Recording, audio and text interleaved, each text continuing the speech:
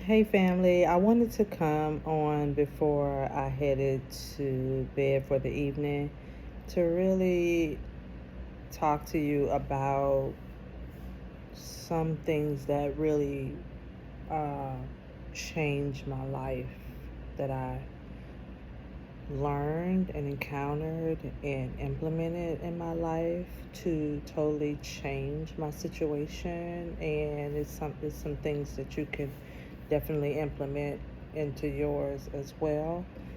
My last video, I talked a lot about coming up in the Christian faith and not really having been given the wisdom and guidance to know thyself and to figure out who you are in Christ and what our mission is on this earth. Like, who do we come through the portal of our mother's womb at a specific time, place, date, time, and place, um, to be and to experience while we're here on this earth. And I mentioned on my last video about some things that helped me to transition into my new life, which included prayer, meditation, fasting, yoga, and the one that significantly played a role amongst all of those was a Reiki healing session that I had that immediately just snapped me out of the matrix and really just like thrusted me into a whole new um, outlook, a whole new being, and therefore I had to really get out of my present situation. With that being said, after that, my life changed drastically. Um, and on my journey, I learned some new techniques that helped me continue on my path. Um, while I was in school, I did an executive MBA program at the University of California, in Irvine, California, at the Paul Mirage Business School. Very elite, very privileged group of individuals in Orange County. If you've ever looked at the reality show, um, being Orange County or something Orange County, where you show or selling Orange County, like you'll see the mindset of these people. And I was amongst those as my peers, working as a registered nurse, case manager, in one of the prestigious hospitals in Newport Beach, where is literally like a resort when people come to the hospital, where when you look out the window that you're on the ocean. Like, your hospital room is literally on the ocean. We live 10 minutes away from the Pacific Ocean, 10 minutes away from Laguna Beach, and my peers were uh, you know, Valley girls and, California living, high life. And one thing that taught me was how to have, like, knowing that you are privileged and living a privileged life and complaining about what you don't agree with and standing up for yourself and demanding more, better treatment, higher service, upgrades, things like that. Okay. Um, but that's not what I really want to talk about. What I want to talk about that significantly changed me. That's just a small aspect. What significantly changed me and what I learned was about the MBTI personality test, where it shows where you answer these questions and it tells you what your personality is, um, and how you are seen and viewed amongst society, and your your tendencies, right? And I found out that mine was um, the rarest personality type that they have. I think it's like 1 to 2% of the world has this personality type, and it's INFJ. If you look at INFJ, you'll see the personality types, that personality type, and only like less than 2% of the world of 8 billion people have this personality type, which freaked me out. Like, anyway, that's one personality test, the MBTI personality test specifically. And then there was a couple of other ones that were thrown in there. Another one was that really changed me was a career coach. Like, I actually literally had a career coach that took my personality into play when it comes to career choice, and like what you're doing, and is it compatible and comparable to your personality tests, right? My INFJ, well, anyway, I won't get into that. So those two. Also, moving forward on my journey of knowing myself and getting to know myself, um, along with that, I learned how to pull my natal chart. And I pulled my natal chart, and it actually took me probably like 3 to 4 years to actually understand my natal chart. And like little by little, I started like just breaking it down little bit by little bit. Like, what's my sun, moon, rising? How does that relate? Like, your sun is like your main personality and what your road, how you'll get to your destination. Your rising is like how people see you, and like when they how you you know how people view you and how you present to the world. And like your moon is your inner being, like how you process the world. And that's just a brief summary. It goes deeper into that. So that was my main thing for a long time. My Venus, my Venus, and those 4 things, like, I studied. And I also studied my partners, because I I I was seeing like a lot of synchronicities, like that too, like synchronicities, not just numbers, but just like situations and like point of views and things like that really helped me as well to get me along that path. But I studied my partner. I pulled his astrological chart when we met, just because it was just like totally freaking me out how our personalities, our backgrounds, like our ambitions just did this. It freaked me out. It scared me. So I'm like, what is this? Because I'm used to being in relationships where there is friction, there is button heads. And it's so crazy because as a Capricorn, they always say, oh, Taurus or Virgo is your most compatible signs. And that may be true if you both are high functioning and both are high vibration. beings, and have evolved and elevated into your higher selves, and and both of you know who you are and how to operate. But it's crazy because um, my children's fathers are both Taurus, and we butted heads like there was no tomorrow. And it's so crazy because, yeah, we butted heads like, oh my gosh.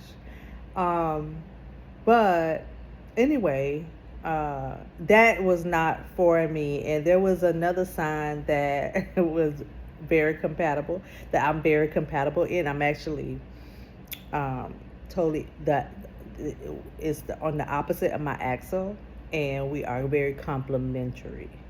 The same, but not the same. Do things in a different way, but the values are the same. And but anyway, moving forward, the astrological natal chart is what I've been studying for the last um, 3 to 4 years, probably 5 years now, and breaking it down, starting with those four aspects: the sun, moon, rising, Venus, and then going into like what houses those fall in, as well as like um, my north node, my um, midheaven, uh, the planets that are in certain houses, and really how that plays out, and in my career, in my relationships, in my transformational journey, and love, and specifically because I'm a nurse, health. That's very important to me. Like, those things are very more important to me. When it comes to me, to Terry Davis, I'm all about my family, my health, and my money. That's what I'm about. That's what I'm about. And love. I'm a hopeless romantic. I am a hopeless romantic. I love love. I love to be held. I love to be, all of that, because I'm a lot. I got a lot of earth. I love to be held. I love my feet rubbed. I love just love in general. I love my hand held. I love my leg rubbed and things like that. So those help me. Another thing that really, really, really helped me, and it goes together, y'all, like, stop allowing religion to tell you that your astrological makeup has nothing to do with the Most High. The Most High made us. Christ created, you know, the Most High created us, and we came through to this earth to accomplish some things, and therefore we are eternal beings. We are eternal beings on this earth, having an earthly experience, and we had personalities before we came here. we were who we are before we came here. Like, we are eternal. Like, we don't die. We don't like, our soul is immortal. So when we come here, we're coming here to experience some things based on when we come into the earth and what that experience is like, right? And how and getting those challenges. But on a spiritual level, the Most High had a purpose for us to come here. Like, we ain't just coming here just to experience and just lollygag and, fail miserably. Like, no, we have the power through His Spirit, the Spirit that came here with us, to win, and to grow and to expand and to experience and to love and to, just really like dominate on earth. And when you look at the scriptures, it's talking about dominion, reigning here on earth. And that's something that is really missing in the Christian church. I can remember the church that I went to, our motto was kingdom business is our business. Our church's motto was kingdom business is our business. There was not one scripture mentioned, or I'll say not one sermon preached on what the kingdom is, how you obtain it, and how you dominate in it. And everybody in that church, most people in that church, I don't know who all, because I'm not in anybody's head, but most people that I know that still go to that church are waiting on a rapture, especially after Trump's election. They waiting on the rapture to just come take them on up out of here, because they ain't fixing to be here when Trump get to doing his thing. And it's so sad. It's horrible that unsound doctrine has totally changed the message of the Bible. You know what I mean? So that's a sad situation. It's a sad situation because, the Christians want to get up out of here, but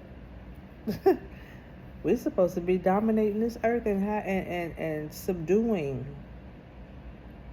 and prospering here on earth, heaven on earth. And I have experienced hell on earth. I've experienced hell and I've experienced heaven right here. So I ain't got to wait to go get it. I'm waiting on I'm gonna get my mansion right here. I ain't trying to wait on the mansion in the sky. Matter of fact, I already got the mansion. You're looking at it.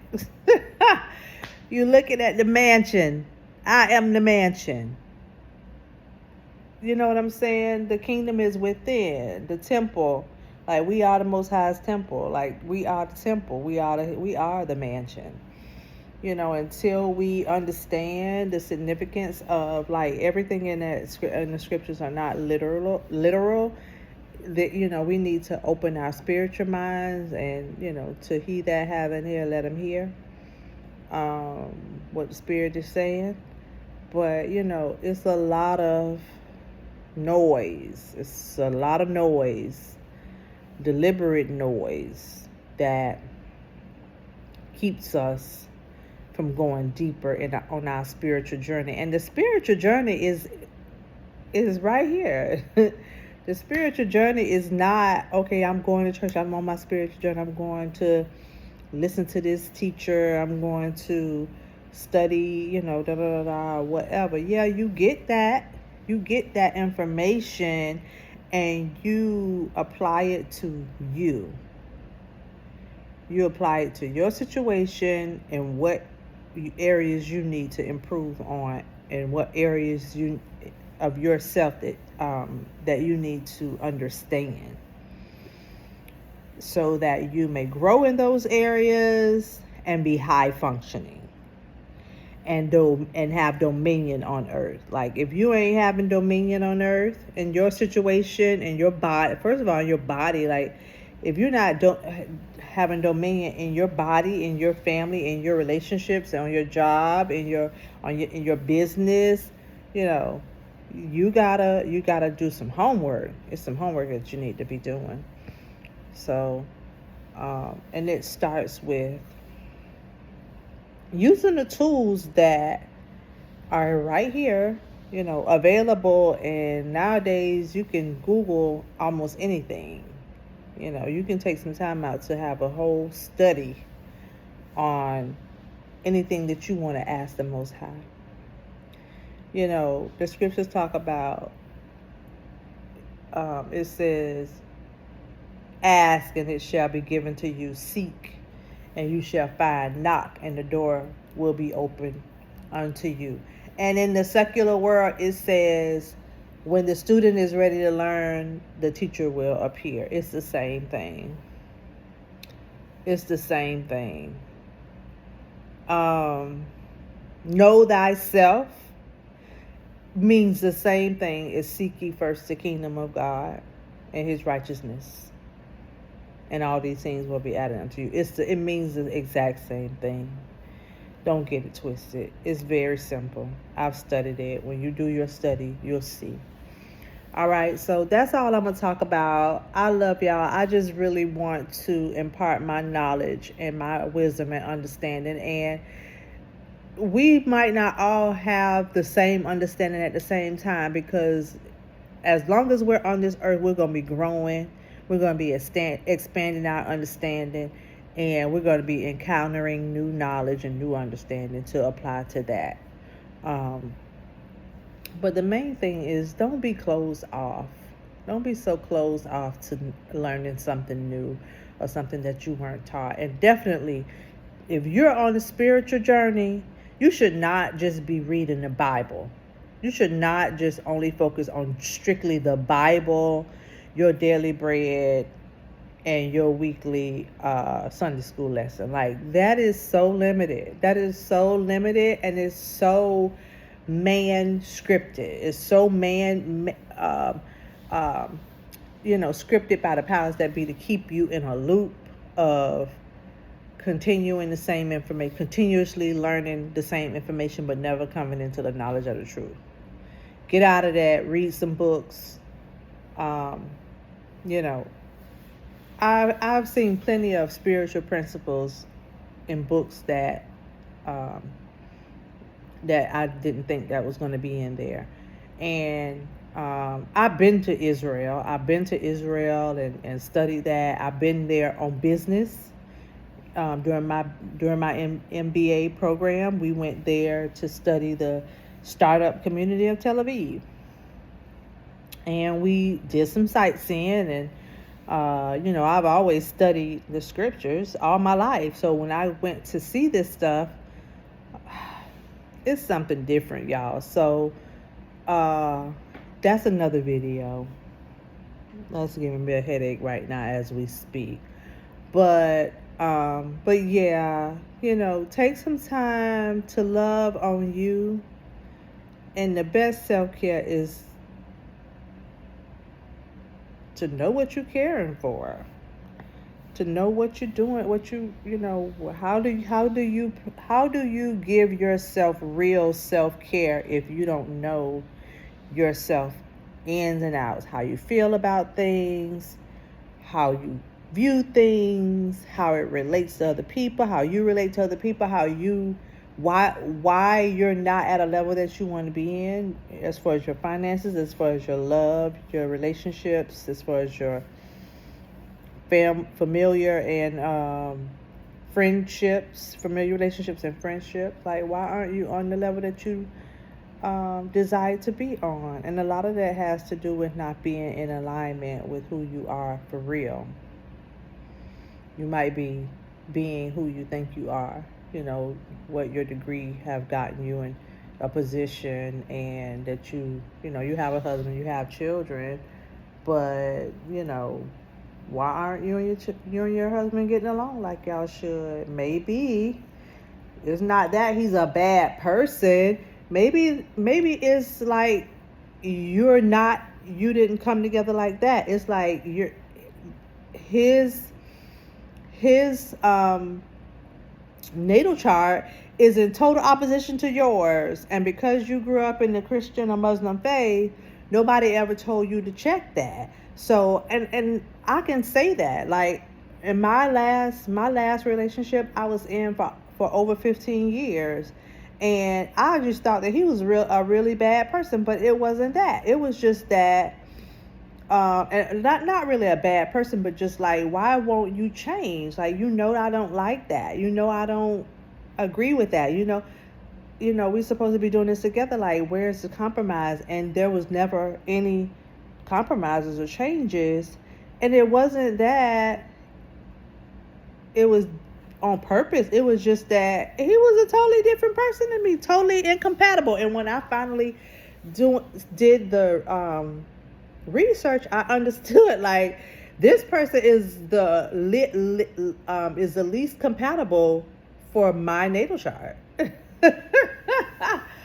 Had I known that before I got married and started life with this person and tried, and when you're in the Christian faith, it's like to death do you part. You know what I mean? It's like ain't no get no divorce. Y'all stuck together.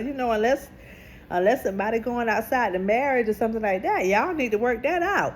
And I just, for the life of me, was so miserable, and he was too. He was miserable too. So anyway, I understand now that the compatibility was not there. The connection was not there. And when I looked at the compatibility as far as the natal charts that are compatible to my natal chart, we were never going to work out. Like we were never going to work out. We were never going to walk, equally yoked. It was never going to happen because it wasn't aligned in the stars. Like it wasn't written in the stars. It's just, that's what it is. So maybe that might be why you and your spouse aren't where y'all need to be, and y'all been trying to figure it out for the longest, and you're like, man, I don't know what, I just gonna never have a life. I'm just gonna be miserable with this person the rest of my life. Well, no, you just need to figure out you, and then you need to figure out who's for you and who's not. Naturally, that is that person's nature, and how dare you try to change their nature? How dare you try to make them comply to you? When they're unable to do that. Okay, so I'm gonna leave that here with y'all. Put it in the comments and let me know what you think about what I'm saying. Like, are y'all understanding what I'm saying? Like, does it make sense, and is it insightful? Like, give me some feedback and let me know what resonates and what doesn't. And if you need somebody to talk to, if you need some clarity or some understanding, you have a question, you can email me. I'll put my email in the description box below.